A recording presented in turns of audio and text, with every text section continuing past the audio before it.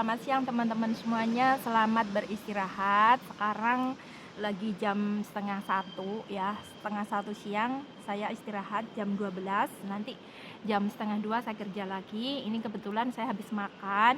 Nah, ini sekalian saya mau review sepeda saya ya. Jadi ini sepeda saya ini sepeda jadul banget zaman dulu. Ini saya setia banget, dia setia banget menemani saya udah bertahun-tahun. eh, jadi modelnya kayak gini.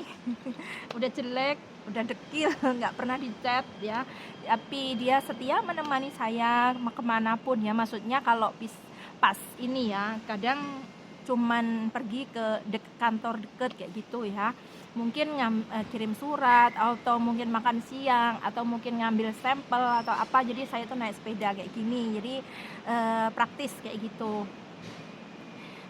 Nah, ini saya mau cerita-cerita karena ini hari Senin ya. Jadi hari ini banyak kerjaan di kantor, sibuk banget. Nah, dari hari Sabtu Minggu kemarin banyak juga yang chat sama saya ya. Anak-anak saya kan seminggu yang lalu, 2 minggu yang lalu udah pada kerja ya. Yang pindah majikan, pasiennya meninggal ya. Rata-rata pasien meninggal lah. Itu udah pada kerja. Nah, ini saatnya saya itu menelpon ke mereka. Udah seminggu 2 minggu gitu kita perhatiin mereka satu-satu ya. Jadi di mes sekarang udah nggak ada orang, nggak ada anak ya. Nah, tadi sebelum saya telepon kadang-kadang ada juga yang mengeluh ke saya. Sebelum saya nelpon tuh udah mengeluh, maksudnya udah curhat, udah kasih info ke Lause kayak gitu. Memberikan informasi, kadang pasiennya gimana, majikannya gimana, ya namanya juga baru adaptasi ya, semua butuh waktu ya, nggak kok langsung kerja itu langsung betah, itu enggak. Nah, di antara teman-teman tuh masing-masing ada keluhan yang beda-beda ya. Ada 3-4 anak ya yang kebetulan waktunya pindah majikan itu barengan ya. Terus kerjanya itu cuman selisih seminggu atau 3 hari kayak gitu. Ada yang bareng sehari, dua anak juga ada. Nah, itu kebetulan hari ini saya menelpon 2 orang ya, 2 anak itu ceritanya udah beda. 2 anak itu ceritanya udah beda ya. Yang satunya itu di sini kan baru 1 tahun, baru 2 tahun, terus pasien meninggal pindah ya. Pindah itu sekarang pindah lagi, udah dapat majikan, udah kerja ya. Itu pas awal-awalnya ya, itu agak lucu sih. Awal-awalnya itu mbak ini tuh tak bawa interview majikan, itu tegang banget loh ngelihat pasiennya masih bisa jalan. Pas kita baru masuk pintu ya, bukain pintu, itu amanya langsung berdiri gitu, tegang banget mukanya, ini alisnya tuh jelirit banget, terus mukanya itu glowing ya. Sebenarnya mukanya ama tuh glowing, masih bisa jalan, tapi kadang harus diperhatiin aja. Terus dia tuh tanya gini, kok banyak banget orangnya yang datang kayak gitu. Jadi kita bawa maksudnya kita bawa 1 anak, tapi ada saya, ada agensi. Kok banyak banget bawa orangnya yang masuk. Ya, ini kita kenalan, kita masuk, kita kenalan, ini penerjemahnya, ini Mbak PMI-nya, ini saya agensinya kayak gitu ya, pas perkenalan. Nah, waktu itu kenapa harus bawa penerjemah? Kenapa dia nggak bisa bahasa ya? Kalau nggak bisa bahasa, gimana dia mau adaptasi dengan saya? Nah, ini ama udah belum apa-apa, udah salah paham kayak gitu. Saya sampai kaget ya. Saya baru perkenalan diri maksudnya. Jadi kita memang kalau datang ke rumah majikan kan pasti ada penerjemah ya, karena biar nggak salah paham kayak gitu. Jadi amanya ini udah salah paham duluan. Nah, saya dengerin ama kayak gitu, maksudnya cara menanggapi kita, cara memperlakukan saya, dan maksudnya kita itu kayak kurang gimana ya, kayak kurang serg banget.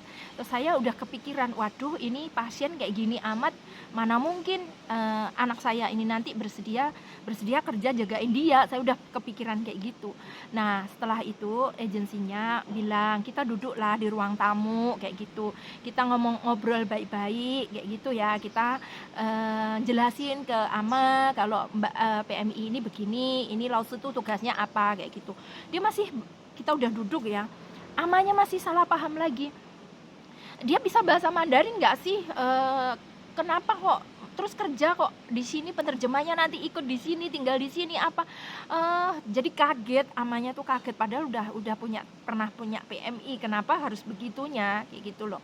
Terus kita duduk ngobrol lama, kita jelasin, langsung jelasin. Jadi ama ini PMI ini kalau ama mau tahu bahasanya sampai mana, silahkan ama tuh tanya, maksudnya nama dia, umur berapa, di Taiwan udah berapa lama, pernah jaga apa, bisa masak enggak, ngomongnya gimana, itu kan kita bisa jelasin ya sama pasien atau sama majikan, jadi bahasa kayak gitu.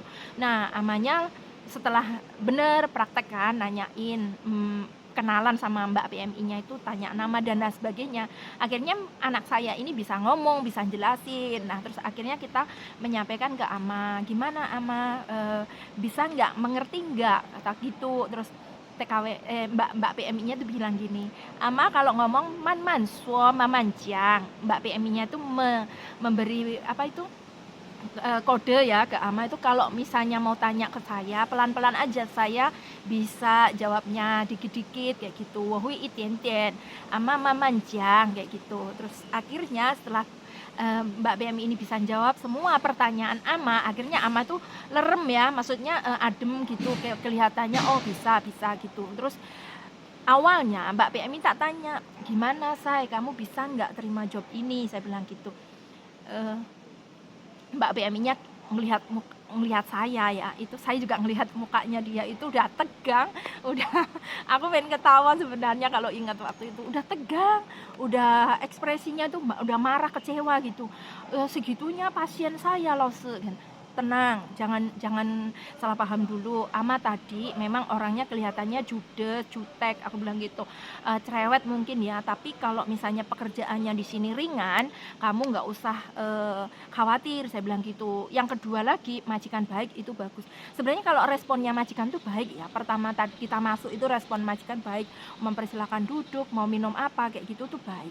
Terus ngobrol gitu akrab ya sama majikan. Jadi saya menilai majikannya memang baik. Ternyata memang baik majikannya ya. Terus setelah itu Mbak PMI-nya itu awalnya, kalau menurut Lause gimana? Nah, saya di situ saya jadi Lause ya, jadi penerjemah, nggak mau menutupi kenyataan ya Mbak ya. Jadi kenyataannya apa yang saya tahu itu saya ngomong, loh kamu kan bisa lihat sendiri pasien itu seperti itu sifatnya. Kita kalau merubah pasien itu nggak bisa, karakter kita itu nggak bisa dirubah, mungkin ya sedikit kalau bisa, tapi kalau orang tua itu nggak bisa, itu kebawaannya memang seperti itu, saya bilang gitu. Nah sekarang kalau memang dia butuh sama kamu juga butuh kerjaan, saya bilang gitu ya, semua butuh adaptasi, saya bilang gitu, itu pas interview ya. Nah kemudian mbaknya ini nuruti, kalau misalnya kerjaannya sih lumayan ringan, saya sih bisa mencoba loh kayak gitu, saya dikasih harapan ya. Jadi mbak ini bilang kayak gitu. Terus saya tanya pekerjaan sehari-harinya apa, terus tidurnya gimana, ama malam tidur enggak, berapa kali kencing. Nah kemudian majikan sama ama tuh jelasin, katanya kerjaan tuh biasa, rumahnya kecil ya, bersih-bersih, nyapu, masak 3 kali, sarapan, makan siang, makan malam kayak gitu. Terus mbaknya boleh masak sendiri, katanya. Amanya itu makan vegetarian. Alhamdulillah mbaknya denger seneng, karena nggak mengkonsumsi daging babi amanya, jadi dia masak juga terhindar dari babi kayak gitu loh. Nah kemudian ini adem lagi, tak jelasin gitu, adem lagi. Kemudian mbaknya saya nanya lagi masalah kondisi ama kalau malam. Ama itu kalau malam, semua pasien akong ama itu hampir sama ya, malam itu nggak pernah tidur, kencing, nggak tahu kenapa pasien itu banyak sekali yang penyakitnya hampir sama, pokoknya malam itu nggak tidur. Terus saya tanya, loh kalau malam nggak tidur harus kencing, apakah siang ada tidur siang apa enggak buat gantiin malamnya itu biar nggak terlalu capek Mbak PMI-nya, saya bilang gitu. Kata majikan, kata ama, nggak apa-apa kalau saya bangun, saya nggak perlu minta bantuan sama dia kayak gitu. Nah alhamdulillah akhirnya Mbak PMI ini nurut ya.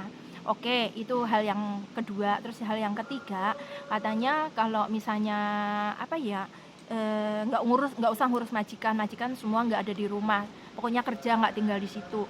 Ada yang tinggal di situ tapi siangnya juga kerja, nggak usah masakin, nggak usah bantu cuci baju dan lain sebagainya, pokoknya nggak. Jadi intinya dari interview ini, awalnya pasien yang kelihatannya galak, kelihatannya cerewet, bawel, itu ada sisi positifnya yang lain, ada sisi baiknya juga. Di mananya itu di majikannya baik, pekerjaannya ringan ya, terus masalah malam juga nggak terlalu capek, nggak suruh bangun kayak gitu loh ya. Jadi menurut saya juga orang kerja di rumah majikan itu ada plus minusnya, ada sisi baik dan tidaknya. Jadi pasti ada kekurangan dan kelebihannya. Makanya semua saya kembalikan ke yang menjalani. Saya kembali karena bagaimanapun kamu juga butuh adaptasi sebulan, 2 bulan, 3 bulan, dan kadang juga setahun ya, memahami karakter Mbak PMI memahami karakter majikan dan pasien kayak gini. Jadi semua itu butuh waktu, nggak segampang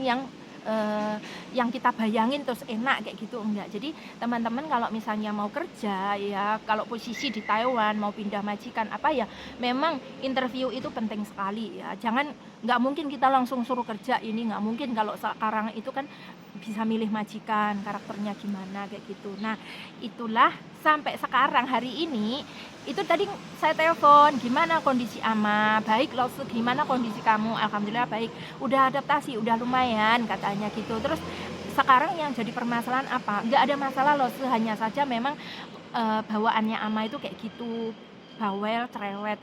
Contohnya apa cerewetnya? Misalnya Mbak E lagi nyuci sesuatu, mungkin mopu ya, kain lap atau apa, ada barang yang jatuh apa, itu Amanya menanyakan sedetail mungkin, itu apa yang jatuh, kenapa bisa jatuh, kok bisa kayak gitu. Jadi dari hal ini makanya Amanya tuh suka bicara, suka ngomong kayak gitu loh. Dari hal kecil itu dibahas panjang, tapi di sisi baiknya pekerjaan dia tuh ringan, majikan baik, sayang sama Mbak PMI, udah dibeliin selimut katanya karena mau musim dingin, ini udah mulai masuk musim dingin ya.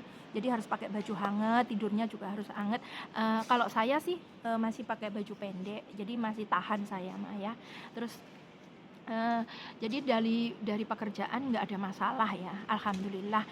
Mbaknya tak bilang ya udah kamu betah-betahin, tetap semangat, saya bilang gitu, jangan lupa banyak doa ya, dan jangan lupa banyak bersyukur udah dapat pekerjaan ya, daripada yang di Indonesia mungkin mau berangkat ke sini itu masih susah payah sampai sekarang, masih tetap menunggu, tetap sabar. Jadi sementara yang udah ada di Taiwan itu harus baik-baik kerja ya, kita itu harus bisa introspeksi, harus menempatkan diri kita itu, kita juga banyak kekurangan, banyak kelebihannya, jadi kita harus bisa waspada kayak gitu ya.